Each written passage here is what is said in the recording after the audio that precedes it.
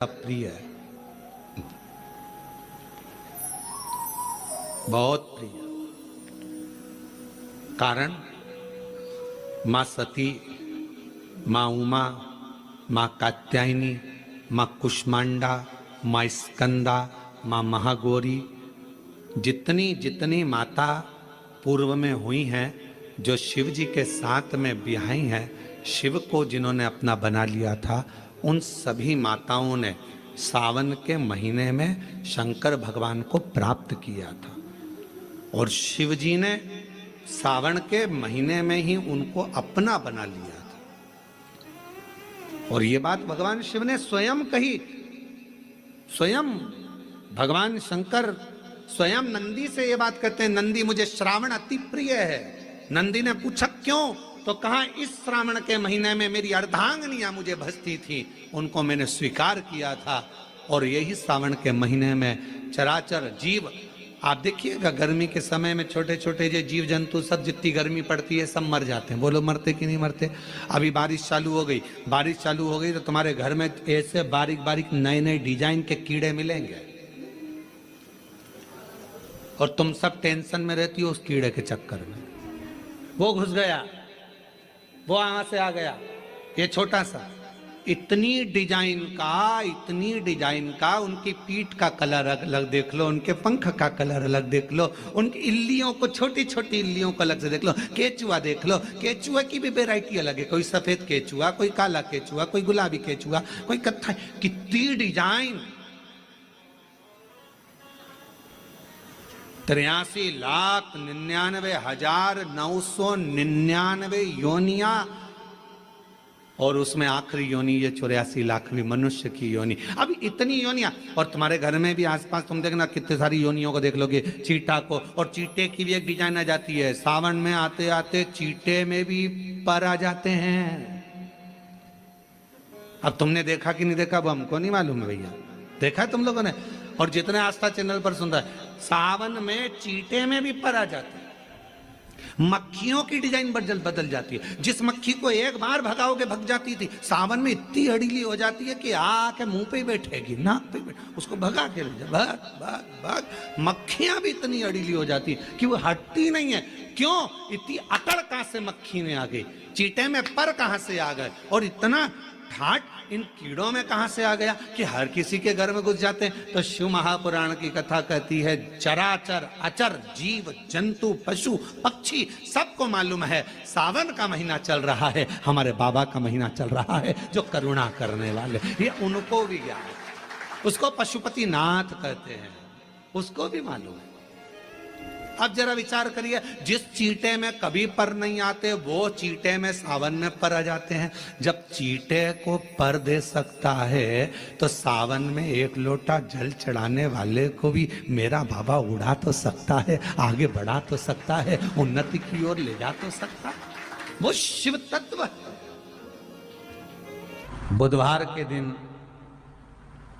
जिनको शुगर की बीमारी हो, बीपी, जी का दांत जो टूटा हुआ है, उस टूटे हुए दांत के भाग की ओर 5 दुर्वा, सफेद दुर्वा, पानी का जो जलाशय होता है, कुआं होता है, बावड़ी होती है, तालाब होता है, नदी होती है, वहां लगती है सफेद दुर्वा। 5 सफेद दुर्वा टूटे हुए दांत की ओर समर्पित कर दें बुधवार के दिन दोपहर में ठीक 12 बजे।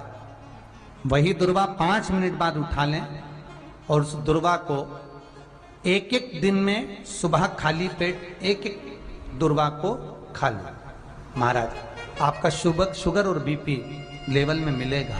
आपने मुझे दुर्वा समर्पित करी है, ये दुर्वा जो मुझे देगा वो वैभव प्राप्त करेगा। जो दुर्वा मुझे समर्पित करेगा उसके जीवन में रोग दूर हटेगा। शंकर भगवान कहते हैं, गणेश, ये दुर्वा बुधवार के दिन, इस दुर्वा का अलग अलग महत्व है। महाराज,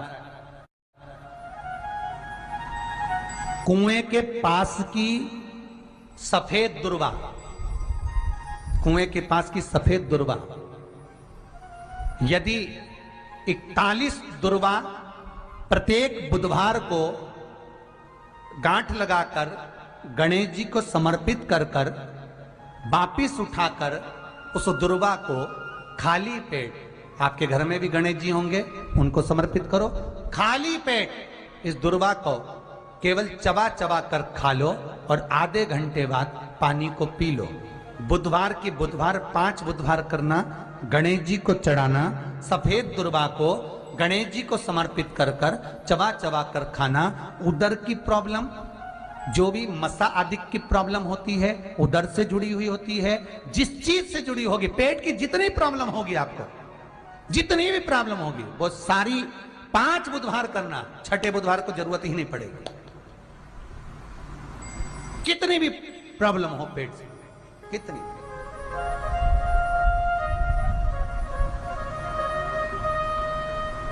पेट से जुड़ी हुई प्रॉब्लम जितनी भी होगी, समाप्त। यही दुर्वा, पेट की तकलीफ रहती है, श्वास की तकलीफ रहती है, उसके लिए दुर्वा का भी व्याख्यान इसमें किया गया।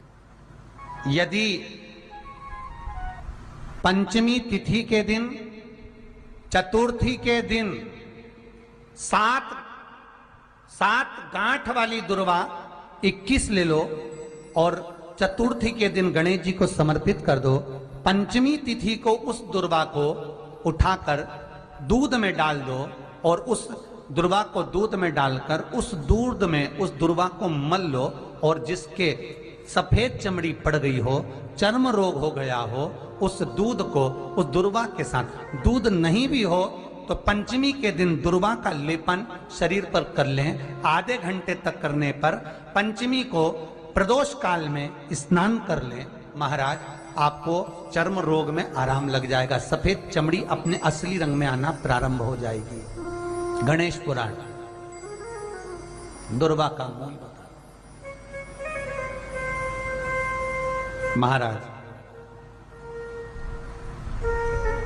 21 दुर्वा के 108 बंडल बना लो।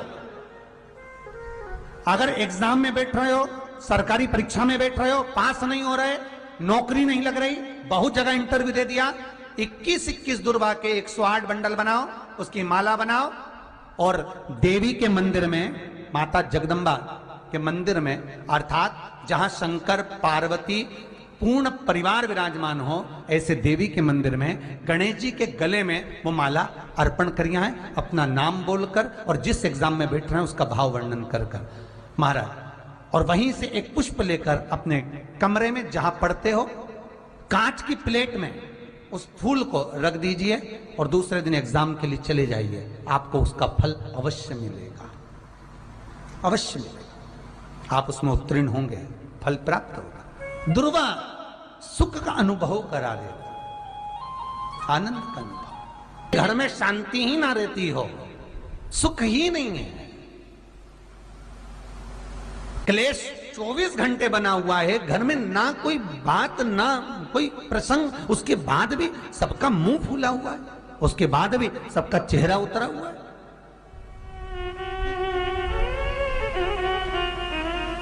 जिस घर में सुख और शांति ये दोनों चीजें नहीं हैं, वो निवेदन है